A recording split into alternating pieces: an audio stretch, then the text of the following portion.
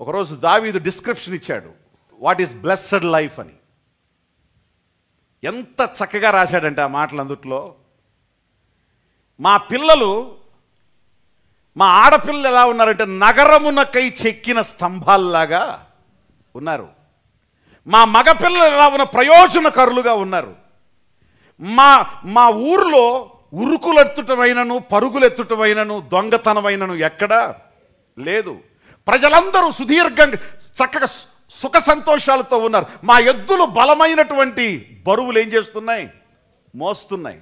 మా ధనాగారాలు, సకల దేశ ద్రవ్యాలకు మా ధనాగారం ఆధారంగా, ప్రభువా నీవు మమ్మల్ని ఈ విధంగా దీవించావని ఆయన హెచ్చించిన జీవితానికి ఒక రుజువుని ఆయన చూపిస్తున్నాడు. Church, you should experience this. ఇది దేవుని యొక్క అనుభవాలలో దేవుడు తన బిడ్డలకు, తన ప్రజలకు అనుగ్రహించే ఒక అనుభూతి. ఇది ఖచ్చితంగా మీ జీవితంలో మీరు చూడాలి, దీన్ని అనుభవించాలి, సాక్ష్యం ఇవ్వాలి. చచ్చిపోయే లోపు ఈ స్థితిని మనం కలిగి ఉండాలి. అబ్రహామును చూసి రాజులు భయపడ్డారు. అబ్రహాం రాజు కాదు, కానీ రాజులు భయపడ్డారు. 5 రాజులు గెలవలేని దాన్ని అబ్రహాము 318 మందితో వెళ్ళి గెలుచుకుని వచ్చేసాడు. అది నీ బలం, అది నీ బలం. ఈరోజు నేను ప్రవచించి మాట్లాడుతున్నాను. నా ప్రభువైన యేసుక్రీస్తు నామములో న్యూ జెరూసలేం చర్చ్ ప్రతి సంఘ సభ్యునికి దేవుడు అనుగ్రహించే హెచ్చింపు కలిగిన శృంగం దేవుడు అభివృద్ధి చేయునుగాక. మీలో ప్రారంభమైనటువంటి ఆ కొమ్ము దాని షేప్కి వచ్చేంత వరకు, శత్రువు చూచి భయపడేంత వరకు అది అభివృద్ధి పొందునుగాక, వృద్ధి పొందునుగాక. అది నీ కొరకు ప్రయోజనకరంగా మారునుగాక. దాని శబ్దాలు, దాని దీవెనలు, దాని యొక్క పవర్ గురించి నువ్వు విని నీ గుండెల్లో నీ కొమ్ము నీకు ధైర్యం ఇచ్చునుగాక.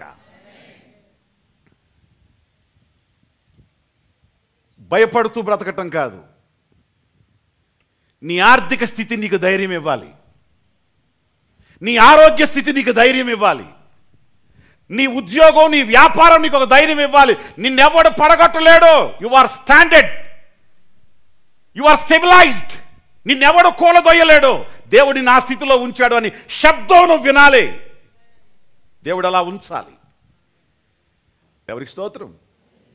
నువ్వు అనేక మందికి ఆధారంగా మారాలి. జోసెఫ్ ఆయనకొక్కడ బ్రతకడమే కష్టం అనుకున్నాడు, కానీ బలమైన కొమ్ములు కలిగిన పొటేలు పక్కన చాలా గొర్రెలు ఉంటాయి.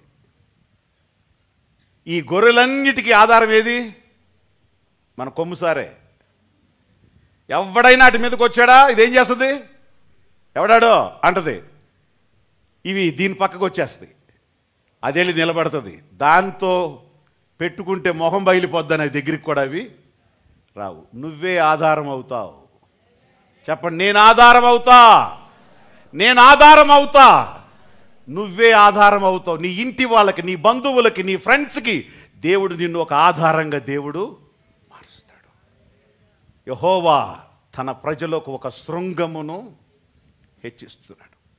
అది ఎలా ఉంటుందంటే ప్రఖ్యాతిగా ఉంటుందట. ప్రఖ్యాతి ఎట్లుంటుంది? గొప్పగా, ఆర్భాటంగా, ఘనంగా, ఎవ్వడు కూడా కాదనలేని రీతిలో ప్రఖ్యాతికరంగా ఉంటుంది. అట్లా చేస్తాడు దేవుడు. This is the mind and the heart of God towards his children. తన ప్రజల విషయంలో దేవుడు చేసే పనిది. ప్రఖ్యాతికరంగా చేశాడు. ఒకరోజు యాకోబుకు ఒక శబ్దం వినబడింది. యాకోబు శబ్దమే గొప్పదనుకున్నాడు. యాకోబు కంటే గొప్ప శబ్దం ఏంటిది? నీ కొడుకు చచ్చిపోలేదు, ఇంకా బ్రతికే ఉన్నాడు. ఐగుప్తు దేశాన్ని రూల్ చేస్తున్నాడు. దేన్ని? ఇంటిని కాదు. నువ్వు 70 మందిని రూల్ చేస్తున్నావేమో. నీ కొడుకు ఎంటైర్ ఈజిప్ట్, గ్లోబ్ అంతా కూడా ఆహారం కోసం అక్కడికి ఐగుప్తుని పరిపాలిస్తున్నాడు.